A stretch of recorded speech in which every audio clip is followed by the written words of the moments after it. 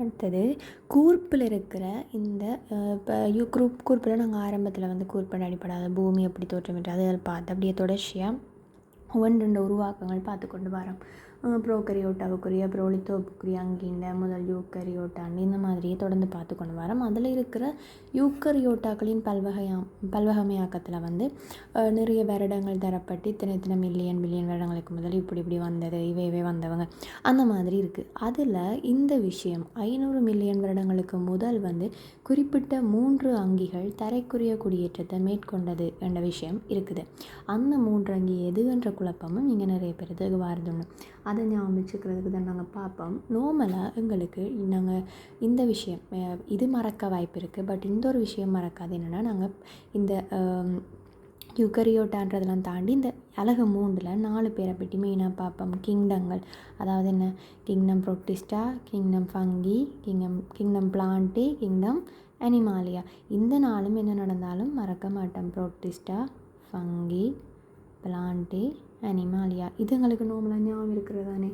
Okay, அப்போ இந்த 3ல் நாங்கள் இங்கே யூக்கரியோட்டாக்களோட பல்வகமையாக்கம்ன்ற விஷயம் பார்க்குறோம். எங்களுக்கு தெரியும் இந்த ப்ரோகரியோட்டா யூக்கரியோட்டா என்ற இந்த 2 வகையில் யார் வந்து இருக்க போகிறாங்கன்னா ப்ரோகரியோட்டாவில் தான் இந்த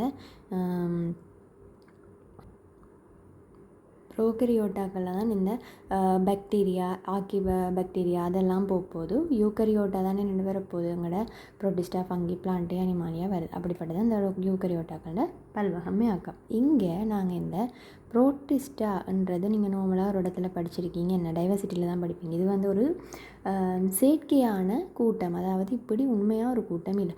எந்த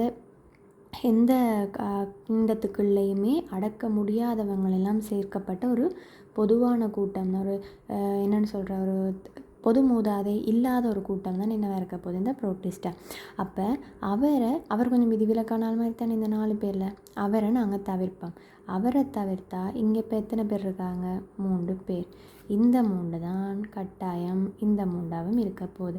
அப்போ யூக்கரியோட்டாக்களின் பல்வகமையாக்கத்தில் 500 மில்லியன் வருடங்களுக்கு முன்னம் தரைக்கூடிய குடியேற்றத்தை காண்பித்த அங்கிகள் எதுன்னு கேட்டால் பங்கசுக்கள், தாவரங்கள், விலங்குகள் ஆகியவற்றில் தான் இருந்தது. சரியா? இதை வச்சுக்கொண்டு ஞாபகம் வச்சுருங்க. ப்ரோகரியோட்டா ஒரு செயற்கையான கூட்டம்.